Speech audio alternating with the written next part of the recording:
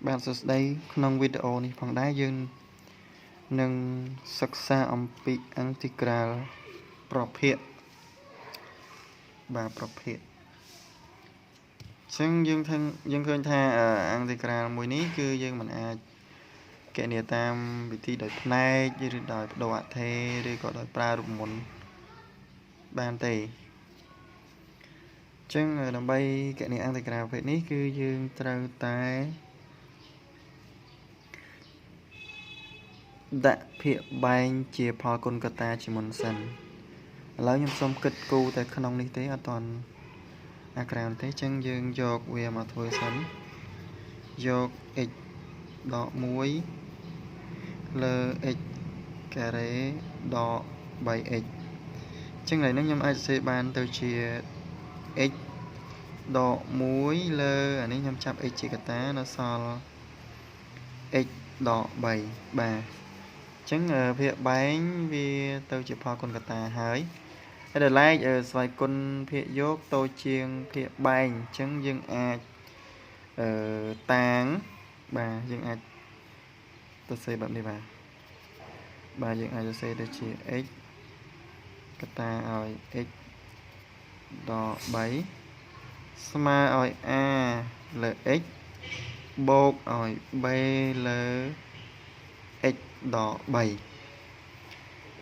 ចឹងយើងតម្រូវអានេះមកគឺយើងបាន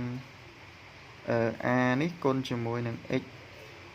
ដក3បូកជាមួយនឹង b គុណនឹង x លើឲ្យ x កតាឲ្យ x ដក3បាទដូចដើមវិញអញ្ចឹង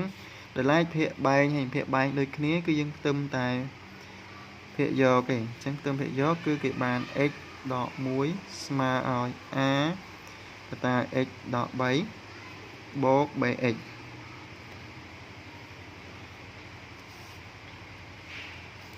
អញ្ចឹង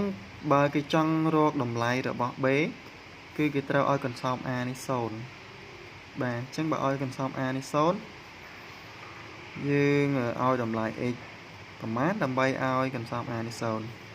ចឹងយើងឃើញថាមានតែឲ្យ x ស្មើ3ទេតែធ្វើឲ្យកន្សោម a ស្មើ0អញ្ចឹងបើ x ស្មើ3នេះក៏ស្មើ3 3ដក1ស្មើឲ្យ a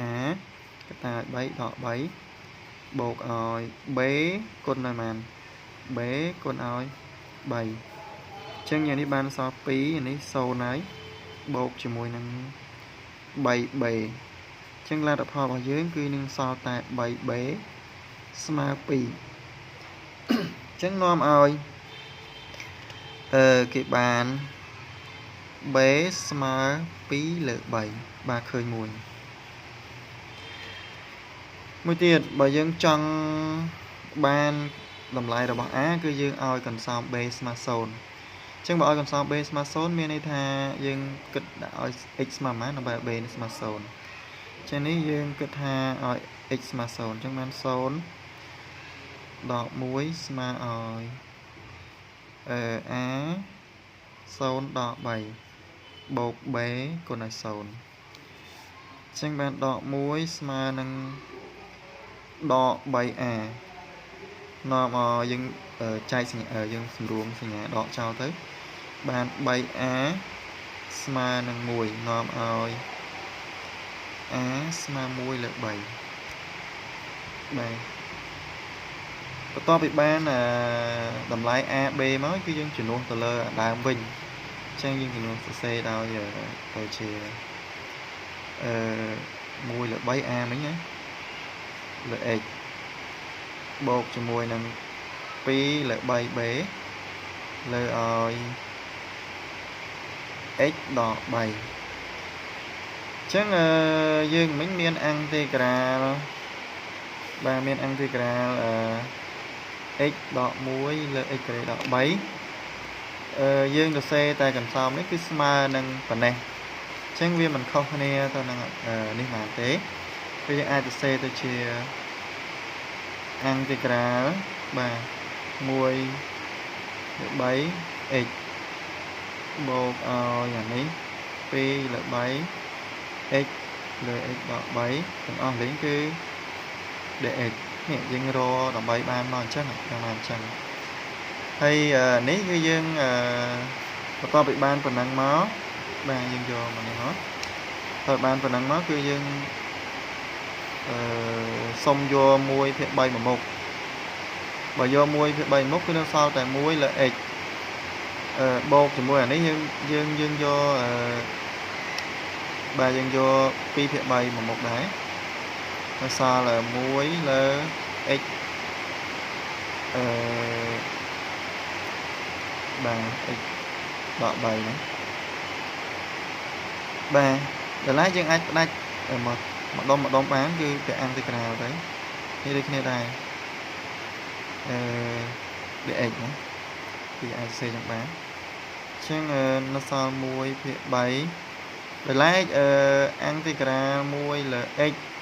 dx ស្មើឲ្យលិនតម្លៃលក្ខខណ្ឌ x បូក c អញ្ចឹងអង់ទីក្រាល1លើ x ដក3 dx អញ្ចឹងដូចគ្នាដែរស្មើលិនតម្លៃលក្ខខណ្ឌប៉ុន្តែ x ដក3បូក c អញ្ចឹងដូចគ្នា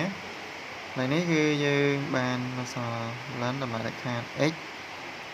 បូកឲ្យ2/3លិនតម្លៃលក្ខខណ្ឌ x ដក3អស់លេខបូក c បាទវាជាចម្លើយរបស់អន្តរក្រាលបាទសូមអរគុណ